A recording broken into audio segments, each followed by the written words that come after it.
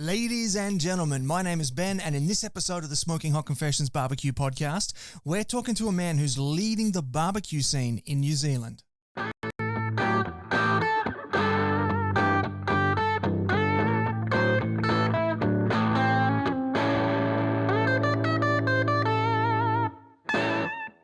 Hey family, I hope you're well wherever you are and you got that thin blue smoke rolling. In this episode, we're talking to Luke Seeney, the head of the New Zealand Barbecue Alliance, and he's leading the way for competition barbecue in the land of the long white cloud. So it's going to be really interesting. We're going to jump across the ditch and we're going to find out all about the barbecue scene over there. Now, before we get into that, I do have a couple of announcements that I just need to run by you first.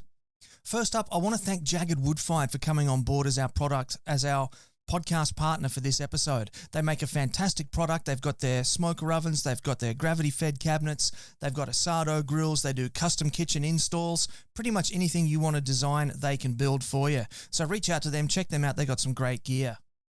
Now, if you are just at the beginning of your barbecue journey, we do have the Beginner's Guide to Real Barbecue available for you. It's a free ebook over on our website, smokinghotconfessions.com, and it's everything you need to know to go from zero to hero in the world of low and slow barbecue. So head on over, smokinghotconfessions.com, check that out. It's everything you need to know to get started.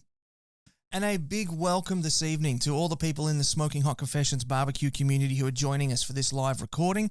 If you're not there yet, make sure you come on over to Facebook and join us there. Not only do we do these beautiful podcast recordings in there, it's also one of the nicest, friendliest, and barbecue-focused barbecue groups on Facebook. So do come and join it and join us. Everybody's welcome. We'd love to see you there. Now, if you're not joining us live, if you're watching this later on YouTube, give us a thumbs up, a subscribe, and hit that notification bell. Over on Facebook, it's all about the likes, the comments, and the shares, particularly the comments. And if you're on Instagram, give us one of those cute little love hearts and leave a comment. Make sure you follow us as well. And if you're listening later on a podcast app, make sure you give us a 5-star rating and review because that really helps to push us up the charts and help us spread the word of barbecue love out there. Now, that is probably just about all you need to hear from me, so I think it's time to get Luke in here. This is the internationally awarded Smoking Hot Confessions Barbecue Podcast with your host, Ben Arnott. How long's it been since your last confession? Luke, welcome to the confessional, my friend. It's great to meet you and great to have you here. Ben, thanks for having me, mate. I've been looking forward to catching up. Yeah, me too. I've been watching what you've been doing over in New Zealand for some time now, so it's great that we're able to line this up for the next series of the podcast. But tell me, my friend, what was the last thing that you barbecued? Last thing I barbecued was a couple of Marble Score 6-7 sirloins, Wagyu sirloins the other day, which I happened to have in the freezer and I hadn't cooked. So I cut those into sort of 2-inch thick steaks and reverse seared those on the barbecue. They were awesome. Yeah, right. And did you manage to get through a whole 2-inch steak by yourself or did you divvy it up and share it out? How'd you go through it? Easy for me to get through one of those steaks. The whole block, maybe not, but with the family's help, we managed to make a good dent into it. Oh, fair enough. I only ask because sometimes when I go away to barbecue competitions, I'll treat myself to a Wagyu steak. And the last couple of times I've done it, I found I just haven't been able to get through it. It's been so rich. I get to about halfway, and then I just stand back and go, anybody want half a Wagyu steak? It's all yours, and then just watch them all come running. So, yeah, I find that with the really high Marble Score steaks, I'm the same. You know, they are super rich, but those ones that aren't too fatty tend to be, you can get through them. Yeah, nice. And do you have many Wagyu farms in New Zealand, or is most of that imported? Most of the stuff we're seeing over here would be Australian at this stage. The most common stuff I think is Australian brands that we're seeing in the market at the moment. They are starting to pop up more in New Zealand. It's still a lot of Angus over here, but we are starting to see that Wagyu coming through. Well, I was talking to a guy, I'm mental blanking now, Daniel from Heavy Metal Cookers.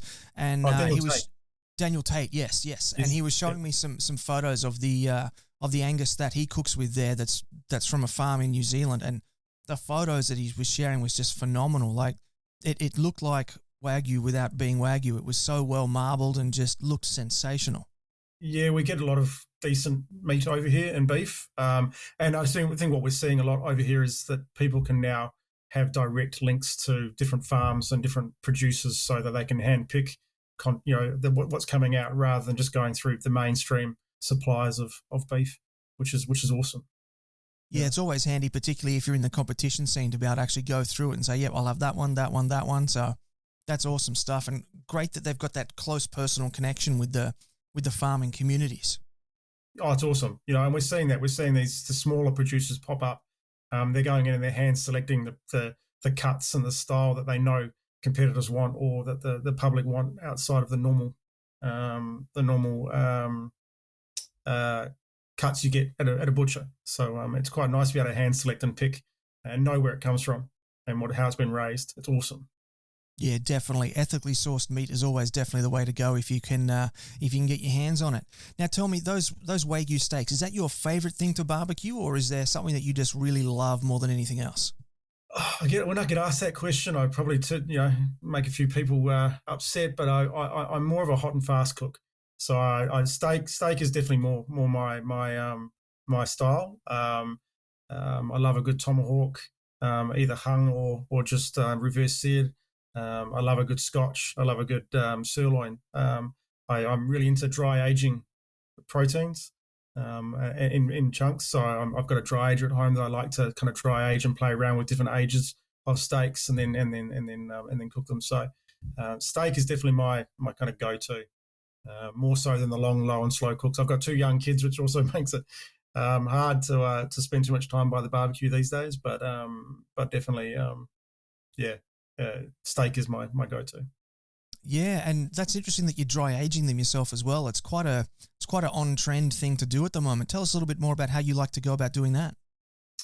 Yeah, so I don't know how I've been to barbecues, so this was just kind of the next step for me to have a play around with things, and I try and use whole cuts or larger proteins, so you're not losing too much of your weight to evaporation or to the air. So and stuff with good fat content. So things like T-bones, your tomahawk style cuts, your whole rump, and then you can take the rump cap off and cut it into rump steaks, and then even down to doing some Scotch, but more of those sort of bigger T-bone cuts. And then I started, so my go-to butcher over here, a guy called Ruben, he had a dry aging cabinet in the butchers. So I started seeing that and buying some stuff off him, and that got me thinking. So I thought, well, I'm going to do my own setup and do that. So it's been a bit of a journey, and going from 30 days to 140 days to a bit more to see where that sweet spot is for me. And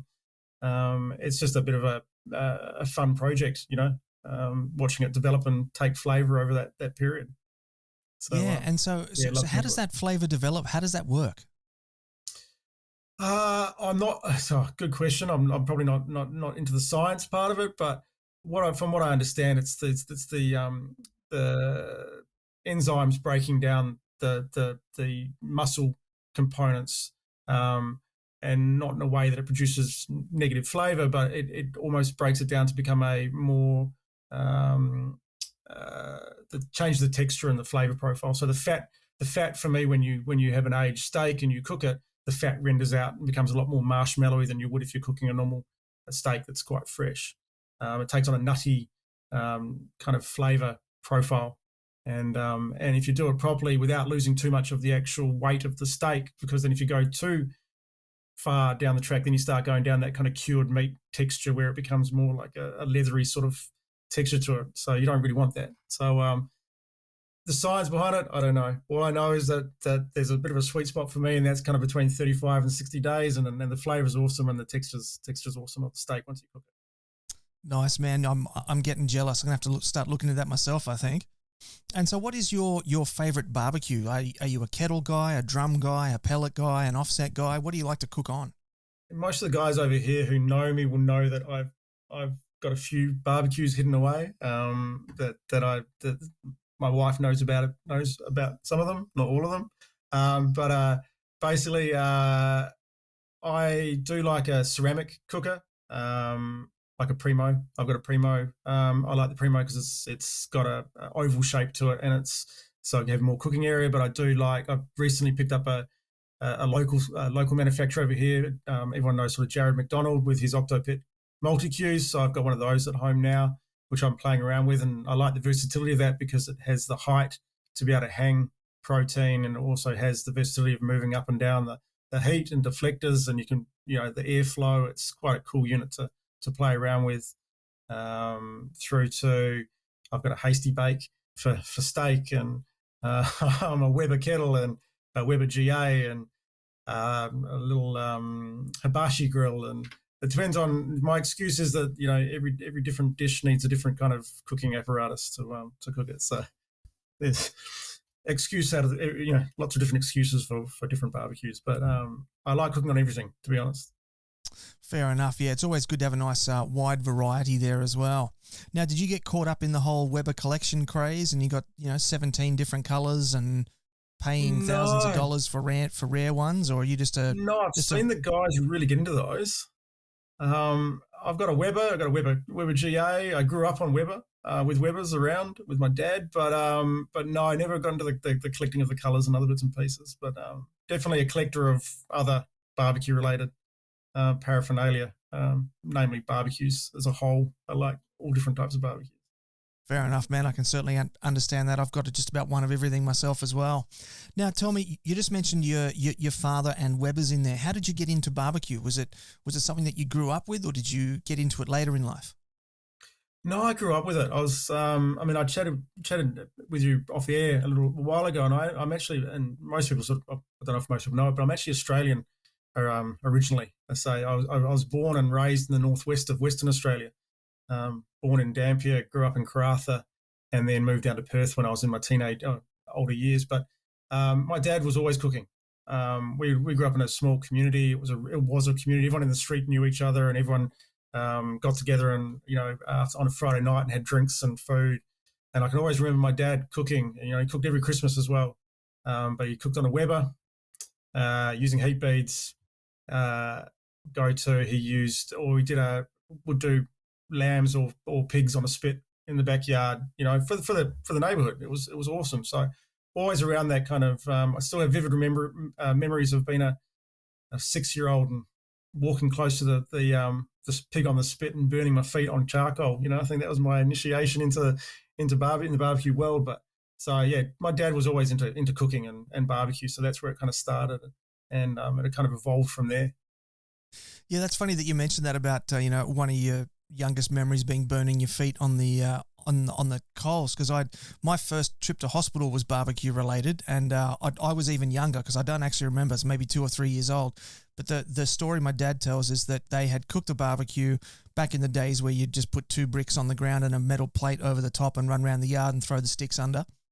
And then I went off to have my after lunch nap, and I woke up from the nap and looked out the window and went, "Oh, snow." And of course, it was all the white ash from the left over from the barbecue. Whoa. And I went out, I bolted out the door and then ran out and was kicking around in the ash and burnt all the bottoms off my feet and had to go to hospital. So yeah, that's something we got in common by the sound of that. I think fires. I've always been a bit of a fire bug. I grew up in an area surrounded by bush, and I think I got busted once playing with matches and lighting the bush on fire, and calling out all the local fire apparatuses. In one go, and I hid in a cupboard for about 3 hours thinking they were going to come and take me away when I was a kid because I'd started this bushfire. So yeah, I think it's been in my blood for a number of years. Yeah, fair enough. Yeah, and so what is it that you love about barbecue that just sort of keeps you going with it? Oh, it's not only the food. I mean, the food side of it, I love the flavour of barbecue, but I think it's the community. That's what's kept me going, or that's what's really driven me over the last few years to be involved in the scene, is the fact that that it is a community. Food brings people together, not just family, but friends as well. And barbecue isn't something that you just do in a kitchen while the people are entertaining in the lounge room. It's something that you can all stand around and have a drink and conversation and enjoy together. So I think it's that community feel, that socialising that goes with barbecue and that style of food that's really kept me in that space, because outside of just catching up and cooking, it's the conversations outside of that during the week when people are talking over social media or that sort of thing, which it's an evolving and ongoing conversation and community, which is really cool. Yeah, you're right. It is really interesting how barbecue can tie together so many different forms of community. You just mentioned before that your father used to cook for the street, and then you mentioned online communities on social media and all that sort of stuff. And since all this madness has been happening the last 18 months, we've seen a lot of virtual competitions pop up and all that sort of stuff as well. So even when we can't do it in person, we're still coming up with ways of using meat and fire to bring the community together online, which is fascinating as well. Have you seen much sort of online barbecue community things happening in New Zealand in the last 18 months or so? Yeah, I mean, as you mentioned, there's been a heap of online competitions when people couldn't get together and do it. There's been, the Barbecue Alliance Facebook page over here, when you can see when people are can't get out and do what they want to do, it spikes because people are conversing and swapping stories or recipes or showing people what they're up to, or where can you go and get this and how can you do this, and everyone leaning on each other, which is awesome, because I think outside of just the cooking element, that community part is key, because in times when people can't get together, that conversation, at least having a platform for conversation about what people are up to, is awesome. So we've seen heaps going on. We've been fortunate over here that in between sort of lockdown periods, we've been able to have competitions, and we've been able to get together as a community and socialise and see new teams come into the community as well. And also, it's not just about competitions; it's about those guys, weekend warriors, who are just into cooking good food for their family and friends. So we've definitely seen that grow as well. And I think if you look at the number of local barbecue restaurants and brands that are popping up, it's a testament to how quickly or how big barbecue is actually becoming, not just in New Zealand, but around the world, which is cool. Yeah, definitely. Absolutely. And we're going to talk a bit more about the competition scene in New Zealand in just a little bit. But in the meantime, is there a particular protein or particular cut that's difficult for you to cook? Like what comes difficult for you and what comes easy for you? Oh, brisket. I hate brisket. Really? I mean, I love to eat brisket if it's cooked properly. Okay. Yeah, but we can still be friends. But it's one protein, and I'll be honest. I hate trying to cook brisket. That's why I never get it how I want to get it, and I think it's because I probably am more impatient than I should be to be a low and slow cook. So I want it to be ready sooner than it probably will be ready. So I never execute it the way I want to execute it. So brisket's probably my most challenging one, and I'll be completely honest about that. The other proteins, I enjoy. Chicken, I mean, I know most competitors hate chicken, but I think chicken's awesome. I think it's a great protein to cook, especially on a barbecue and a rotisserie or over charcoal. It's awesome. And ribs, ribs are awesome. There's so many different ways and different styles now with ribs and flavors. It's a cool protein to cook. And then there's things like, I enjoy seafood. I think seafood's something that people do well. We're fortunate over here in New Zealand to have a decent amount of good seafood available. So we're definitely seeing more and more of that. And I really enjoy cooking seafood on the barbecue. I think the flavour of that's awesome. What's your favourite to do in that regard? Seafood. We grew up on prawns. Loved prawns in when I was in Australia. You're so fortunate to get so many big fresh prawns. Over here we don't really sort of get that. So for me, it's probably squid. I really enjoy squid, grilled squid, stuffed squid or grilled squid on the barbecue is a go-to for me, a favourite for me. Even small baby octopus is another one. That's awesome. Oh yeah, so good. Baby octopus is so good. Have you got any tips or tricks for not overdoing it? Because it's really easy to overdo. Yeah, simple flavors. That's the key thing for me. It's 2 or 3 ingredients. It's not going overboard. It's fresh olive oil, some sort of herb like parsley or basil, or those people who don't like cilantro. And then some salt and pepper is all you need, and maybe a squeeze of lemon or lime, something like that. That's all you need. The flavor comes from the charcoal and the smoke and stuff like that. With that sort of protein, you don't really need to overdo it with flavor.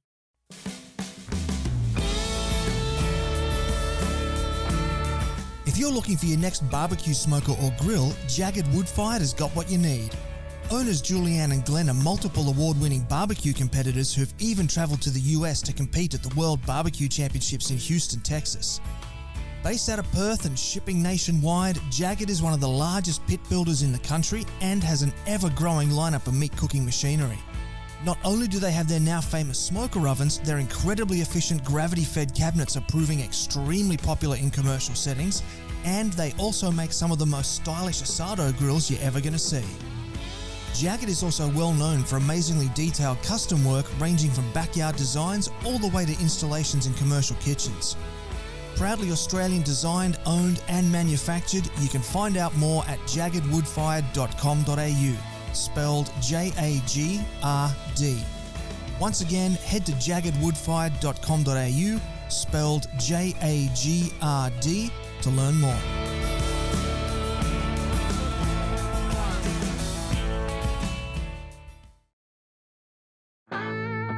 Got a project you'd like to work on with the SHC team? Shoot Ben an email on ben@smokinghotconfessions.com and let's have a conversation. Alrighty, Luke, now let's get into the NZBA, because you are the head of the New Zealand Barbecue Alliance, so I figure you're the best person in the know to fill us in on the barbecue scene in New Zealand. So, mate, tell us about the NZBA. When did it form? So NZBA formed in 2019, officially. It had been around, we were part of the Australasian Barbecue Alliance from 2017. 2017 was when we kicked off with meat. The first sort of meat stock was over here. It was the first real sort of sanctioned barbecue competition over here. And we worked with the Australasian Barbecue Alliance with both Jay and Adam initially for those first couple of years. And we brought them over here to help grow the scene and drive it. And then in 2019, we sat down and said, well, let's see how we can have an offshoot and have the NZBA set up as an independent organisation over here so that we could help and drive the growth of New Zealand barbecue with someone local rather than necessarily having to always rely on the Australasian guys or the Australian guys to come over and help us do that. So in 2019, we kind of formalised the New Zealand Barbecue Alliance, and we've sort of hit the ground since then. Yeah, right. Sounds good. It's always a good idea to have some to have locals controlling the local scene. Now, how's the growth of the scene been? Like the competition uptake, the uptake of competition barbecue? It's been amazing. It's been awesome to see. You know, I mean, when we started in 2017, we relied on one sort of promoter to promote 8 competitions throughout the year to get it going, because meat stock sort of came along in the start of the year, and then all these guys who competed at meat stock and had such a good time was sitting around going, well, what's next? What do we do? You know, and I was fortunate in the role I had back then was to work with a brand like Jack. I'll have to have a plug, but Jack Daniels, to help us to build a competition scene, which were 8 competitions over sort of a year period to get that scene going, and then that grew into 2018. And then 2019, when it sort of really kicked off, all of a sudden we had these guys who were putting their hands up to be promoters to actually put on comps. And that's the whole goal we had as an organisation, was to not rely on 1 or 2 people to really drive the scene. Was how do we get these promoters to start putting on events to drive the scene forward? And that's what we've seen. So in 2019, you know, we were stoked if we had a competition. We had 20 to 25 teams. It was amazing. You know, now I think this year we're averaging over 30 teams at a comp.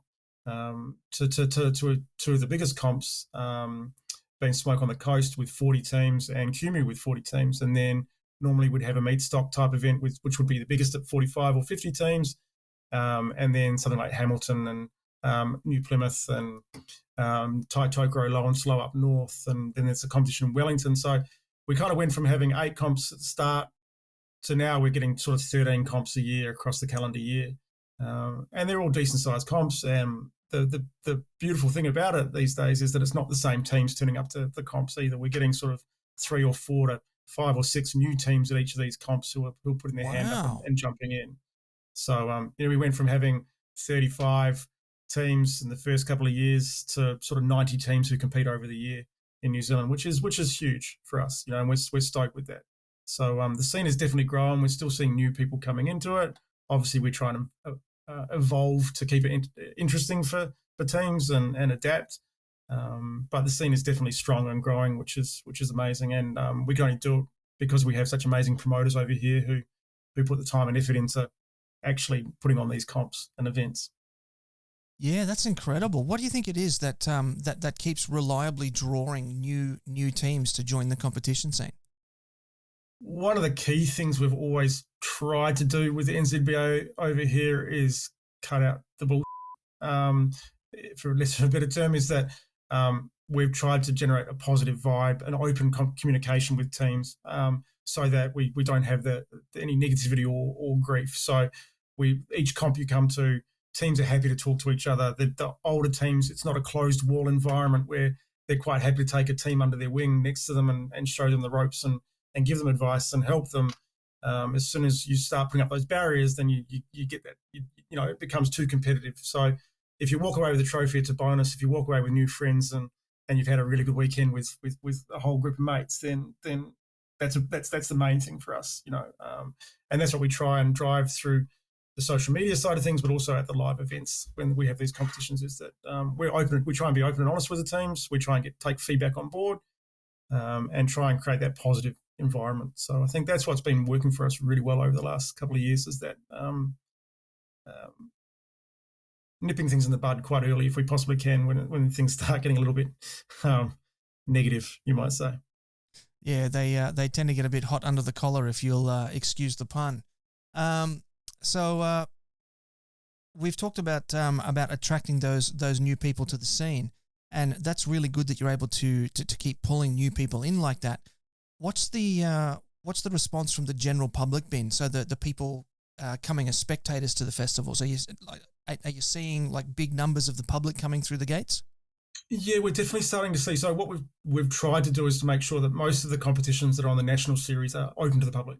The first couple of years, they were very much sort of closed, try and get the competitors in, try and grow the scene and get those sort of things happening before we went too much into the open public. Now we are starting to see, people showing interest. They come along and they talk to the teams. They look at what's going on. We have suppliers, not only sort of equipment suppliers and barbecue suppliers, but sauces and rubs and those sort of things. So it does become these mini festivals, and we do get a really good turnout, even to the judges, where we're getting consistent turnout for judges who want to come along and travel around to the different competitions because they enjoy being involved. So that's a really important part to us, is that the events aren't just closed to competitors. It's about opening up and showing people what's going on, and how the barbecue, what the barbecue scene's all about, really. And that's through music and the music and drinking and talking and those sort of open events. So we're getting more and more people who are discovering it and coming along, which is cool. Yeah, that's fantastic that you're able to pull those big crowds, because without a big crowd, it's really hard for festivals to go ahead because the sponsors want the crowds. And yes. So, and then the competitors sometimes get upset. Oh, well, there's no competitions. Well, because we can't get a crowd. Oh, well, but the competition should be about the competitors. Well... Yeah. Yeah, and you got to look from the Joe Public's point of view, is that when Joe Public comes to see an event and it's just about competition, they get to see people cooking, they get to smell the cooking, but they don't really get to try all the different proteins. So for them, it's, unless you have the peripheral stuff going on, there's not a lot really for them to check out. So and that's what we're being involved. A lot of the events are starting to be involved with other bigger events that are on, so that they already have that crowd coming, and they're not just the focus. There's other activities going on around them, which is kind of cool. Something you just said there is kind of an interesting point, that the crowds don't get to taste the competitors' food. Is that like a local council regulation? So over here, for example, the local council won't let us feed the public unless all of the teams at the competition have food licenses, at least here on the Gold Coast. Is that the same for you, or do you have different rules in different areas? No, same here. It's the same here. It comes down to a food hygiene or food handling licensing requirement, that if you're not a licensed caterer, you can't really give food out to the public, even if it's just a taster or a sampler, really. So within reason. So there is that.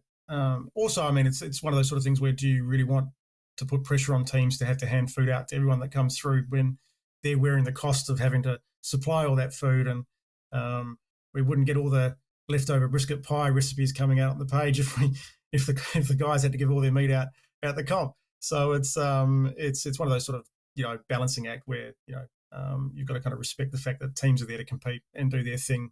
They don't really want to be sidetracked too much either by having to feed the public. Yeah, fair enough. That's a fair point too. I was at a competition once where the promoter put on a People's Choice category. So a whole bunch of the competitors did whole hogs. And so the public was able to just wander around from tent to tent and just sample all these different pieces of whole hog. And so then nobody was buying from the vendors. Yeah. And so vendors were losing $5,000, $10,000, $12,000 a day at this festival. And that was the last time that happened. So yeah, and that's the other thing, and then that's what you need to attract those sort of guys, because that also helps pay for your events and festivals. So it's a fine line, but we try and balance it out as much as we can. We do a lot of demonstrations, and we have suppliers there doing demonstrations, so there is enough to keep the public interested and wanting to check out what's going on. So it's pretty cool. Yeah, awesome. Now, something that you said, I'm just going to loop back to something you said, mate, just a couple of minutes ago. You said about the competitors don't put walls up. Is that a policy? Is that like a competition policy under the NZBA? Is there like a no walls policy, or is that just the prevailing culture? It's not written into the rules. It's more about a culture type thing. Our key focus is that people are there to see. If it's open to the public, people are there to see what's going on. And if you put up walls and become secretive and it's all about the competition, then it becomes a little bit of a negative environment. So it's about people being able to walk around and talk to each other, and teams don't have to give their secrets away, but it's more about the looking like it's a community, close-knit community, and being positive and communicating with each other. So not a hard and firm policy, but it tends to be a bit more of the culture over here. I mean, up until sort of a little while ago, we used to do a pit luck dinner every Saturday night with the teams, and that was when it was a little bit smaller and a little bit easier to do it. And every Saturday night they'd get together and someone would put a dish in, and we'd have a trophy at prize giving for the best sort of pit luck dinner. So it's something we're keen to bring back. It's kind of fallen off the radar a little bit, but that definitely helped with the whole bringing people together and talking at the comps, which was cool. That's a beautiful idea. Yeah, we've done something similar at the odd competition here and there over here, but it's not something that happens often. What are some of the differences that you find between, like, in the New Zealand barbecue competition scene? So, for example, over here in Australia, to try and put our Australian spin on the American style barbecue scene, we do things like particular categories. So we have like lamb or Brahman hump or things like that. Are there any distinctly New Zealand sort of twists that have been put on the competition barbecue scene? There's been a few promoters' choices over the years, some quirky ones that have been thrown out there. We had whole duck one year, which threw a whole lot of people off. That was the first time I seen duck come through, and that was the turn-ins on that. That one was quite interesting. Lamb, I mean, you see a lot. Lamb's probably one of our go-to categories, similar to you guys. There hasn't been anything that's been really, really Kiwi. Oh, kingfish, we did one. There was kingfish that was up north recently, which is amazing. Smoked kingfish, which guys did. I'm trying to think back through the comps. What might be New Zealand? Nothing that's really, really Kiwi. We haven't gone down the route of any wild game type products yet, which is probably something that we could look at. It's probably been mostly just the standard kind of core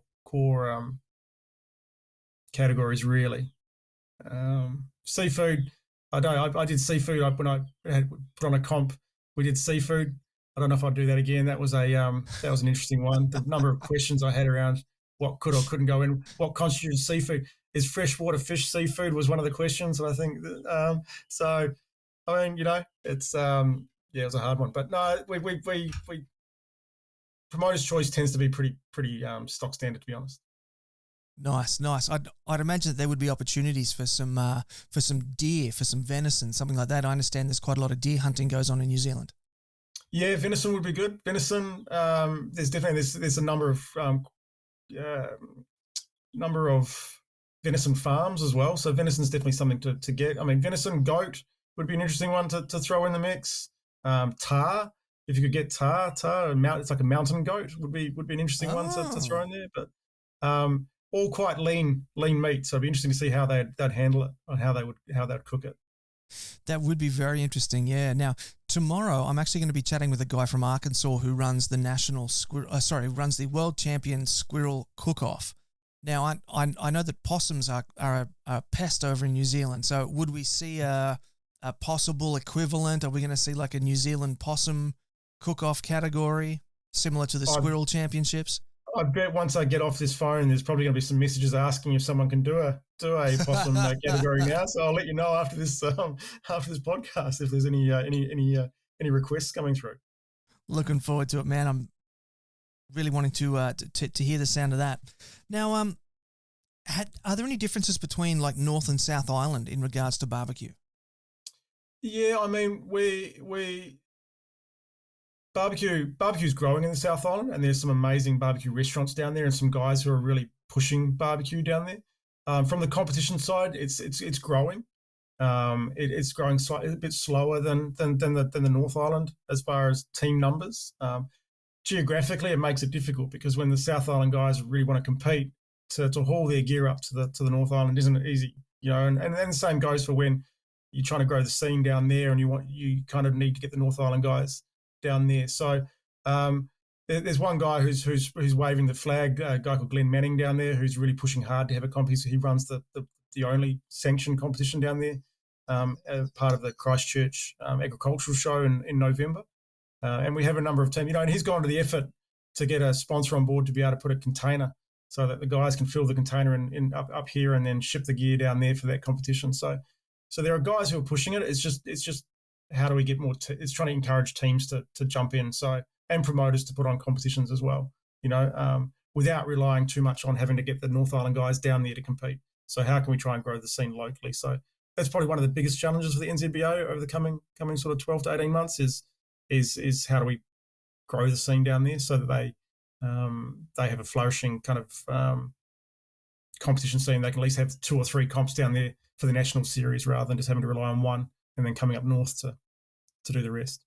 Yeah, right. And how far apart are the North and South Islands? Is it comparable to like Tasmania and the mainland over here? Yeah. I mean, I've been to Tasmania, so I mean, it would be from Auckland to Christchurch is about it's an hour and a bit, hour and 20 minutes, I think it is for a flight. Yep. So about 1,200 k's. Flying's easy. Driving's because you got to. That's the interesting part because you drive down to Wellington and then you catch a ferry across and then drive further. So it takes a while, and the terrain's not that amazing to tow a pit. So yeah, I mean probably be similar, but I think and its population as well. There's not as many people that live in the South Island versus the North Island when it comes to numbers, but definitely one to watch out. I think we will, and the South Island guys do well when they do compete, so they can cook. We just got to try and grow the number of teams. Yeah. Now, just speaking of different competitions and different variations and things, I saw something on your socials. The Thai Tokarao. My apologies for my awful pronunciation. Thai Tokarao Low and Slow Barbecue Comp. They had a hangi there. Was that a category or was that just like a feed that they put on for the competitors? No, that was what the organisers put on in Northland. So Northland's kind of like Queensland. It's the winterless north. It's an amazing place, the Bay of Islands. It's awesome. So this was held at the Paihia Top 10 campground. So everyone had their own sort of camping space and set up and right on the water, and just a bit of a it was a local. It was put on by the event organisers for dinner for all the competitors on the first night, and with a local welcome, and it was awesome. It was such a cool thing to see and do, and the boys did a great job of cooking. The food was amazing, so it was cool. It was a really nice twist to have at an event that you don't normally get. Do you reckon that we might ever see like a promoter's choice category of a hangi at a barbecue competition? Yeah, I suppose we just probably got to try and find somewhere where they let you dig enough holes to make it work. If you're going to do a traditional one, but I definitely think it's an opportunity there as a promoter's choice type category. But definitely, if you haven't tried it, it's definitely something to check out. Well, my wife's she's commenting here on Facebook. She says, if you're putting on a hungy competition, we're going. So there we go. We'll make sure we extend the invite. Someone else is chiming in here. Yes, please. Yes, please. So I think there's a bit of support there for a hungy category. And you couldn't pick a better place to do it either. Up north is just, if that's, there's, all our comps are amazing now. They're in awesome locations. But those ones that are on the water up north are just are amazing. They're really cool. Yeah, very beautiful sounding place. So there's been a lot of businesses have sprung up as a result of the competition scene. You've got Yes. Barbecue Boy, the barbecue shop, Rum and Q, Rubs and Sauces. We already talked about Jared McDonald and Octopit. What are some of the opportunities for growth that the NZBA sees in the barbecue scene in New Zealand? So, as you say, these things sort of started out from barbecue competition teams creating sauces and rubs, or businesses, and continue to compete. And they got some really good success by having this competition platform and guys using their products and getting into it. The biggest opportunity with these guys now is that they're breaking out of that competition scene, and they're breaking into more mainstream commercial opportunities. So, we're seeing things like the Rum and Q and the Four Saucemen not just being in butchers, but in mainstream supermarkets and grocery stores, to looking at opportunities to distribute into Australia and the UK and other markets, and people like Barbecue Boy, who is a competitor, but like Ken is just into the scene completely. And, he set up a store, and he's finding rubs and sauces and being an advocate for those sort of things. And you've got Adam from Low and Slow Barbecue Supplies, who's doing the same, and they're all trying to play in the same space, but they all complement each other with what they're offering and what they're doing. So there's huge opportunity for them because, as I said earlier on, the competition scene, when you look at it, even if it's 90 teams, we're still talking only like 300 or 400 people, that are competitors in that scene. But we have a community of 45,000 people who are active barbecuers. We have a really strong interaction rate through our Facebook page. So it's those weekend guys that these guys are now, communicating with and where you're seeing a lot of their product being used. So those guys are doing amazing, and we'll support them as much as we possibly can to get their brands out there, because it's nice. Kiwis are always about that kind of backing the underdogs and backing the small guy to get out there and be successful, which is cool. You're listening to the internationally awarded Smoking Hot Confessions podcast with massive barbecue nerd Ben Arnott. Okay, Luke, we're now in segment 3 of the show. And this is the part where our guest gets to impart some wisdom to the audience. You get to share some lessons, share some things you've learned, and teach us, share some wisdom with us. So what is it that you'd like to share with us today? My wisdom, I don't have a lot of wisdom, I don't think, to be honest. My wisdom is to say it's don't be afraid of trying new things. That's my key thing. Is the thing with barbecue is that there's no hard and fast rules of what's right and what's wrong. You adapt recipes, you adapt cooking styles, and you adapt what you're doing to suit what you like and what your family likes. Competition aside, competition's all technical. It's all about the technical side of things and balancing flavors and that sort of thing. But would you want to sit down and eat a full 3-course meal of competition barbecue? Probably not. So for me, it's about making sure that you enjoy it. It's not a chore. It shouldn't be a chore. It shouldn't be something that you see as being hard. It should be enjoyable, and everyone stuffs up with barbecue. I mean, I've cooked stuff that's like shoe leather before. I've burnt things, or things haven't turned out quite right, but you tweak it and you change it to the point you like it. I mean, I'm no expert. I'm more on the running of the events and being involved in that side of things, more so than being any barbecue expert. I'm probably more expert at mixing a drink to go with the protein and the food. And I've got plenty of recipes around that work with barbecue. But my wisdom is just to enjoy yourself with barbecue. That's all it is. It's to and simple flavors. Don't go too overboard. Let the protein speak for itself, because there's some amazing meat out there that the flavor itself is just awesome. Yeah, definitely. Now, where would you recommend people start? So let's say the average mum or dad at home, they've got the old gas burner sitting out in the backyard. They're tired of burning sausages and steaks. How would you recommend they get started? I'd say work within your budget.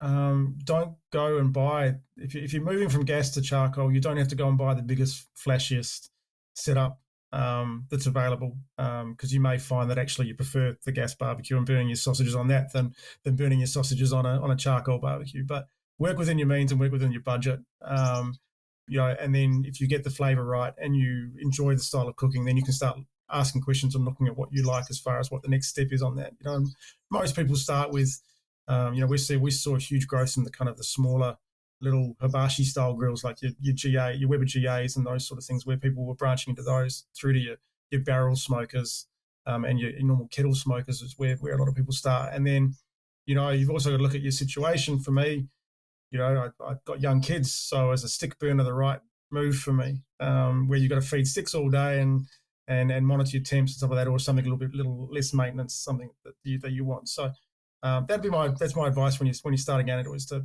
work within your means, get an idea of what you like cooking and the flavor profiles, and then you can sort of upgrade as you want to go, before you go and mortgage your house and go and buy a pit on wheels. Yeah, I must admit, I remember my first barbecue competition I was competing in. I had 3 rescued Weber kettles and a little first-generation Pro Q Frontier, the little bullet smoker. And the total value of all of my pits would have been maybe $500 for all 4 of them. And directly across the aisle from me was Barbecue Mafia with like this, I'm just guessing, $45,000 giant offset smoker trailer. And I just went, oh my God, that's amazing. And it was very humbling with my little collection of trash kettles that I had. Oh, but you see, that's the cool thing about the comps. Like when we started in 2017, everything was made up of odds and sods. Like there was just so many, you didn't see these big trailer pits or these big things. In the last 4 years it's changed, but and you saw these new teams coming in and they used to they still do quite well, because they come in and they cook on what they know, and they haven't played around with flavors, and they just focus on how to cook, and they don't get caught up in everything else. And I think it's really important that you don't have to have the flashiest gear to know how to cook. It's you learn what you have is everyone knows how to adapt to cook on what they've got. So if you're used to cooking on a kettle, then you'll do well on a kettle. If you're good at an offset, then you go to offset. So but it's definitely the range of barbecues available now versus even 4 years ago is it's insane. The level of stuff you can go and buy from a shop is just incredible. Yeah, much bigger, yeah. And then you got people that are really successful like Harry Sue, who will turn up and cook an entire KCBS competition on one Weber Smoky Mountain. Yeah. Unbelievable. Yeah, and I think that's where it's less about the equipment and it's understanding flavor profile and understanding the texture and the technical side of things, and that's where those guys are really good. They don't have to be too showy and flashy for that side of things. So you can cook on anything. We've seen guys wanting to cook a steak, so they've got some bricks out and they've got a piece of metal and put it across the bricks, and you got a fire going. That's the cool thing about cooking on fire, is it can be anything. You don't have to have a big pit to cook a steak. Yeah.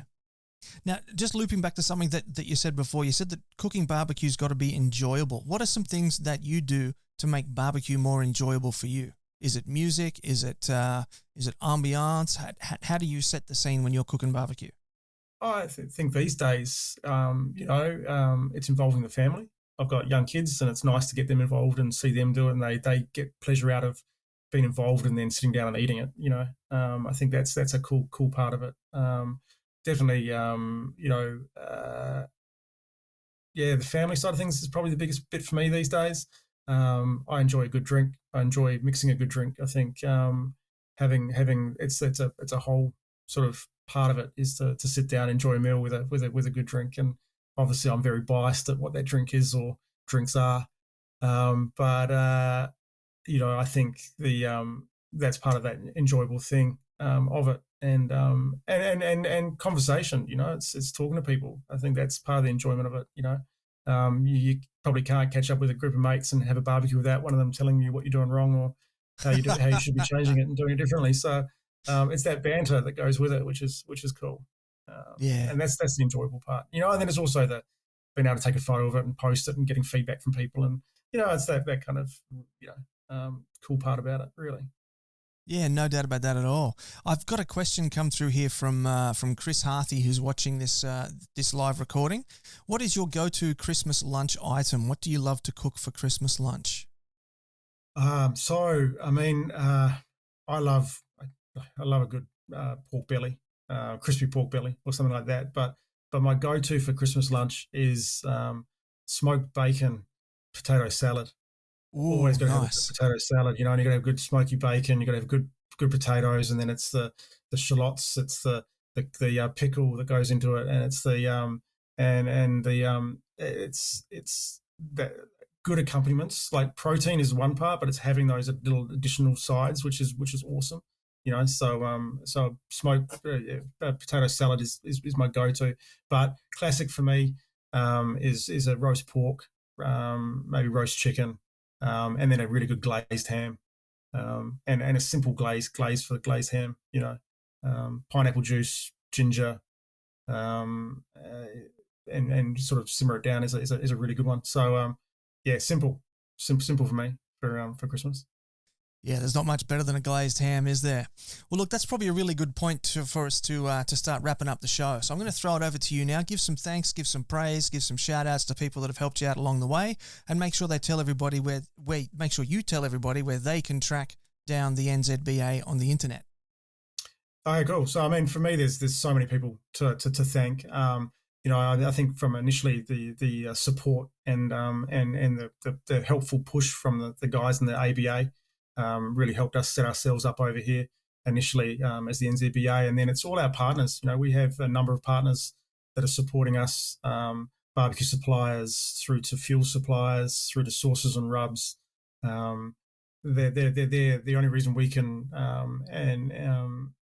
do what we do is because of those partners investing in the scene and growing the scene. I know I won't mention them all because I'll forget them, but we do have the New Zealand Barbecue Alliance group on Facebook. We are a community that you need to go and look up, and we'll let you come in. You know, we have some simple policies. One of those is don't be a that's probably the main one. Where we you know, we're a friendly environment that doesn't tolerate crap. Really, we try and leave politics out of barbecue, and we encourage a really enjoyable scene to help people grow, whether or not you're just a weekend warrior versus a competitor. But it's the guys who really are getting into the scene and growing the scene that I've mentioned a few of the brands throughout this podcast, but they're the guys who are really helping us set the scene and grow the scene, and the promoters. I mean, the reality is we wouldn't be able to do this without promoters. So it's those guys who are putting on the comps and putting their wallet on the line to make it work. So you know, it's a huge shout out, and to the whole scene. I mean, everyone in the community is awesome. They've been so supportive. So that's probably enough. Fair enough. Well, look, mate, I'm going to say thank you very much for taking time out to talk about the New Zealand barbecue scene with me this afternoon. It's been really interesting for me to be able to find out sort of what you guys are up to over there, and just how it's been really great to hear just how strong the scene is. So thank you for taking time out to come talk to me, and best of luck in the future with it all. Thank you very much, and absolute pleasure. And if anyone is thinking of coming to New Zealand, outside of New Zealand, hit us up. We're more than happy to help you and support you when we're allowed to. So look forward to chatting. And there you have it, family. There's an open invitation for you to go travel to New Zealand, and Luke will sort you out if you want to go hit up a competition. So that was Luke Seeney from the NZBA. What an interesting story to find out how the barbecue scene and the competition barbecue scene has developed in a much faster rate than it has over here in Australia as well, which is the thing. And I was down at my local barbecue shop, Smoked Barbecue Co. there just a few weeks ago, and I saw there was a bunch of New Zealand products in there as well. So the New Zealand products are not just doing well in New Zealand, they're doing well around the world, which is fascinating to see. Now, before I let you go, I just want to remind you of the announcements from the top of the show. Huge shout out to Jagged Woodfired for coming on board as our podcast partner for tonight's show. If you're at the beginning of your barbecue journey and you need to go head to the SmokingHotConfessions.com website, pick up your free copy of the ebook, The Beginner's Guide to Real Barbecue. That's going to tell you everything you need to know to go from zero to hero in low and slow. Come join us in the Smoking Hot Confessions barbecue community on Facebook, and do go check out Luke's group as well, the Nzbbqa, the NZ BBQ Alliance Facebook group. It's about 47,000, I think I was looking at this afternoon, and it's a really nice group. It's a really great group. And so is our group, Smoking Hot Confessions Barbecue Community. Big shout out to the people that have been on board with us this afternoon and popping in those comments and questions for Luke as well. We really do appreciate that. And if you are watching this later on the socials, do the thing for us. Give us the thumbs up, the bells, the comments, the shares, the hearts, all that sort of stuff. All that really helps us out, and we would love you forever. So, until next time, take care of each other and keep on queuing. Thanks for listening to the Smoking Hot Confessions podcast. Head on over to smokinghotconfessions.com for recipes, tips, and Ben's own confessions.